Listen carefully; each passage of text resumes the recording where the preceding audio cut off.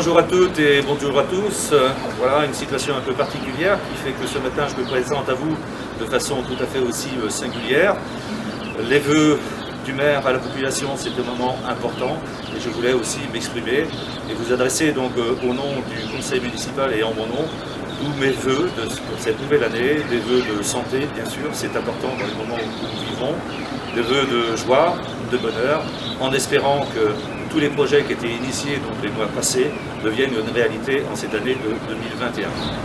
Alors même si les situations est tout à fait particulière, sachez que dans le déroulé de ces vœux, ceux-ci sont tout à fait traditionnels parce que j'aborderai dans un premier temps donc, le bilan de l'année écoulée 2020 et j'aborderai ensuite dans un second temps donc, les projets que nous allons initier et sur lesquels nous travaillons en 2021. Voilà, mesdames et messieurs, donc l'organisation de ces vœux pour cette année 2021. Bien, je vous propose d'aborder donc le premier point de ces vœux 2021. Le premier point, un bilan de l'année écoulée en 2020. Premier temps que je vais aborder, ce sont les élections donc, municipales qui se sont déroulées au mois de mars. C'est toujours un moment important dans la vie de la collectivité, bien sûr. Donc, un regret qui est fort, bien évidemment, c'est qu'il n'y ait pas eu une deuxième liste à se présenter. Parce que je crois que c'est ce qui aurait pu permettre à la démocratie de s'exprimer totalement.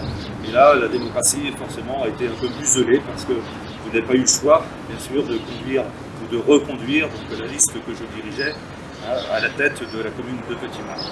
C'est un regret, forcément, mais on ne peut pas l'imputer donc, à la liste en place aujourd'hui. Alors, donc, un autre point que je désirais aussi aborder, c'est la pandémie. Vous l'avez vécu au quotidien, vous toutes et vous tous. Forcément, ça a impacté aussi la vie de la collectivité. Il a fallu modifier un certain nombre dans nos fonctionnements au quotidien. Alors j'en veux au travers, entre autres, du service enfant-jeunesse. Voilà, donc nous avons voulu, pour protéger et faire en sorte que les gestes barrières s'appliquent, éviter tous les brassages. Alors tous les brassages, ça c'est dans la vie donc, du quotidien de nos enfants, du matin, donc lorsque ceux-ci arrivent au service enfant-jeunesse, jusqu'au soir lorsque leurs parents les récupèrent. Je voulais dire à l'accueil périscolaire, donc des groupes identifiés dès le matin et plus aucun brassage par la suite. Ça voulait dire aussi donc, des agents devant chaque classe, donc il a fallu multiplier, donc demander à des agents donc, de venir sur des temps bien spécifiques.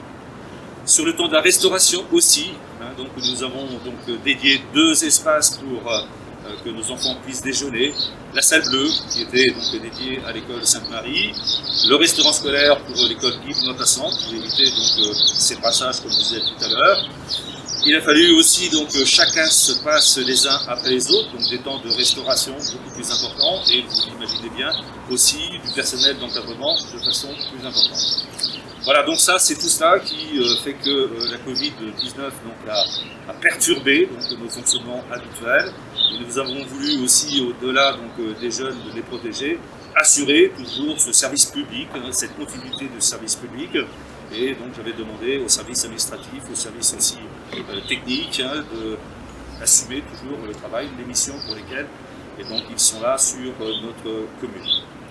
Je tiens à remercier donc vivement donc, les efforts des uns et des autres, parce que je sais que dans ces périodes compliquées, donc, l'ensemble des agents ont répondu plutôt favorablement. Parfois, certains ont abandonné les missions qu'ils faisaient donc, en continu pour arriver sur des missions qui n'étaient pas forcément les leurs, mais ils l'ont accepté bien volontiers pour que la vie de Petit-Mars puisse se poursuivre, et ceci dans de bonnes conditions sanitaires. Donc un grand merci à eux. Écoutez, après ces moments donc, évoqués concernant donc, la Covid, des moments un peu plus douloureux, et je suis sûr que les uns et les autres, effectivement, nous aspirons au plus vite à retrouver des périodes antérieures où nous puissions nous rencontrer aisément et en toute liberté. Nous avons des contraintes aujourd'hui, ce n'est pas tout à fait terminé, donc bien sûr, les uns et les autres, nous devons donc y faire encore pleinement attention. Des bonnes nouvelles cependant, et entre autres, vous voyez derrière moi, c'est les cabinets donc, du médecin, le docteur Boukra. Donc c'était plutôt une bonne nouvelle l'année dernière, parce que vous savez que beaucoup de communes ont beaucoup de difficultés à faire venir des médecins. Nous sommes arrivés donc, à Petit-Mars. Nous avons quelqu'un de qualité. Moi j'en ai fait mon médecin référent, je peux vous l'assurer. Donc voilà, j'espère que les uns et les autres vous en ferez autant. faire en sorte que celui-ci ait une pleine activité sur la commune. En tous les cas, voilà, toutes les conditions sont réunies pour que ce médecin reste. Il n'attend plus que vous pour que vous veniez le voir et en fassiez aussi votre médecin référent. Donc je compte sur vous pour pérenniser son activité professionnelle sur la commune. Merci par avance. Écoutez, pour terminer donc le bilan d'année 2020, il me reste un sujet à aborder, me semble-t-il, peut-être un peu moins important, mais tout aussi évocateur donc, du dynamisme et des volontés donc, des élus de Petit-Mars sur le tertre rouge. Donc, il a été planté des arbres fruitiers et nous avons envie aussi, sur tous ces espaces publics, à un moment donné, donc, de ramener de la verdure donc, au travers de plantations, que ce soit donc, des arbres d'ornement ou des arbres fruitiers. Voilà, j'en ai terminé sur ce bilan donc, année écoulée 2020. Je vous propose donc maintenant de voir quels sont les projets de l'année 2021 à venir.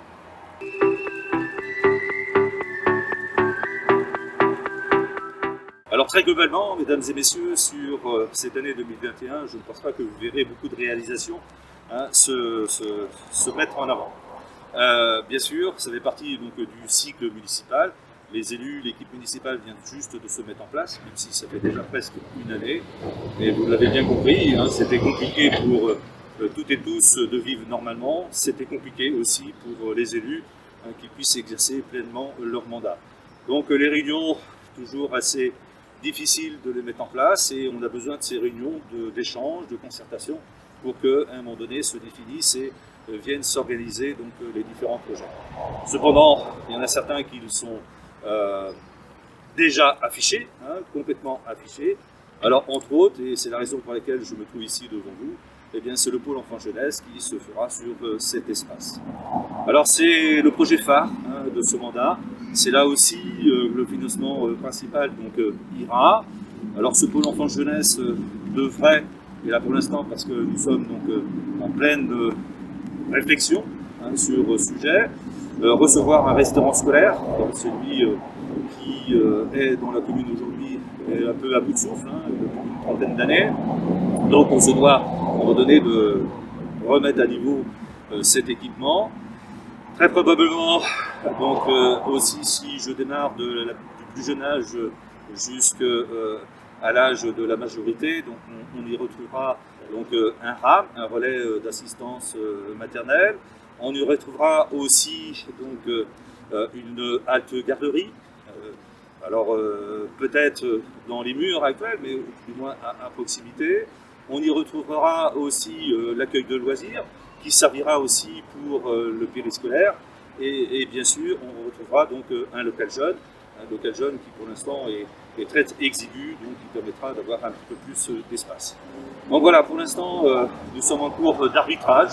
On va réfléchir donc aux surfaces, parce que forcément, derrière sur ces surfaces, eh bien, il y aura un coût financier, et tout ça devra rentrer donc, dans les capacités financières de la collectivité.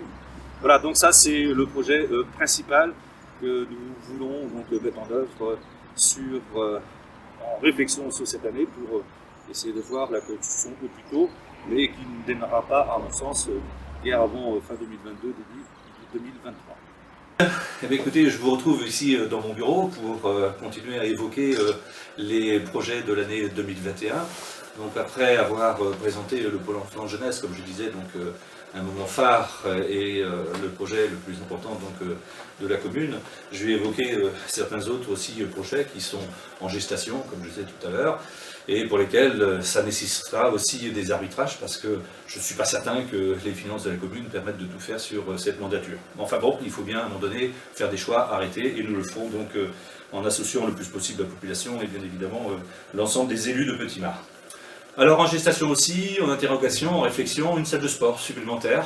Vous savez que la salle Molière, qui est une salle plutôt dédiée donc, au spectacle, est très souvent prise par le tennis de table. Donc ce que nous voudrions, c'est ressortir le tennis de table de cet espace et donc en générer un autre, mais qui ne sera pas uniquement dédié au sport tennis de table, mais en grande partie pour ce sport.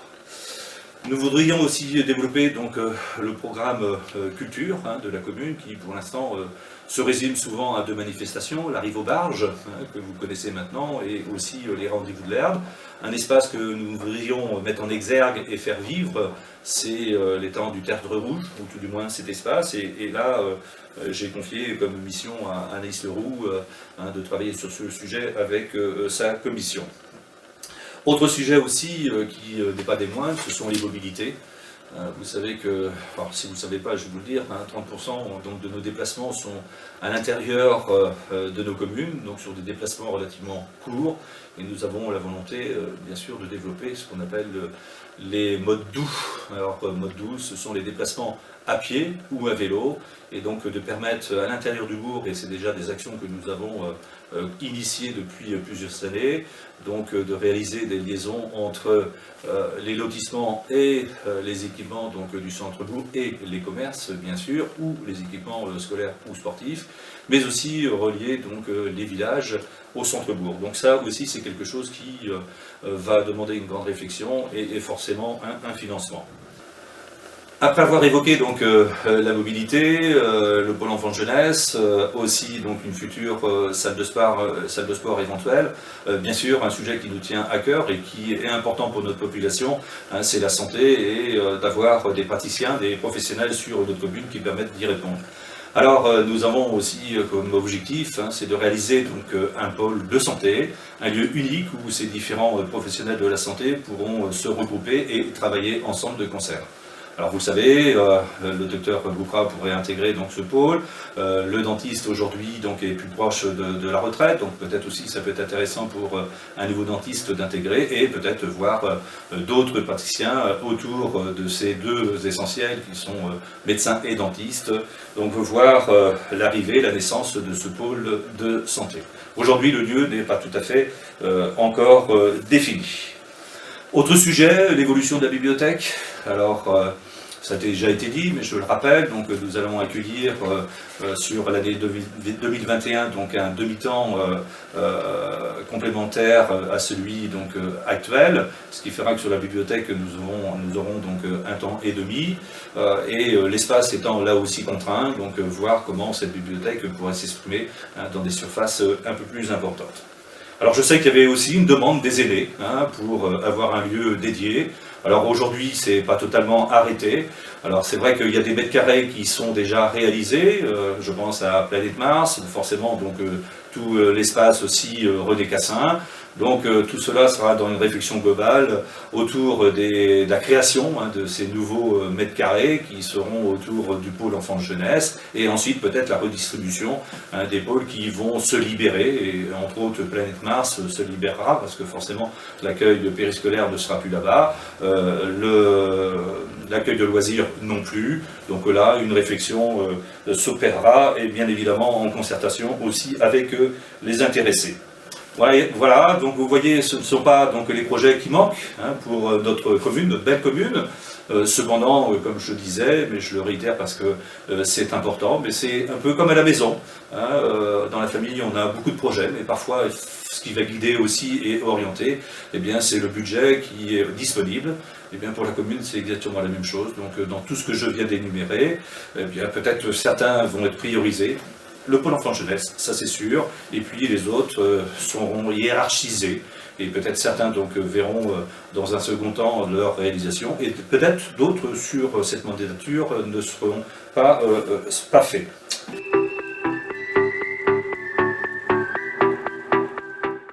Alors comme tous les ans, donc, lors de mes vœux en présentiel, je vous fais un bilan sur l'urbanisme et sur l'état civil. Alors je vais commencer par l'urbanisme et vous donner un peu l'évolution des permis de construire sur les 5 dernières années.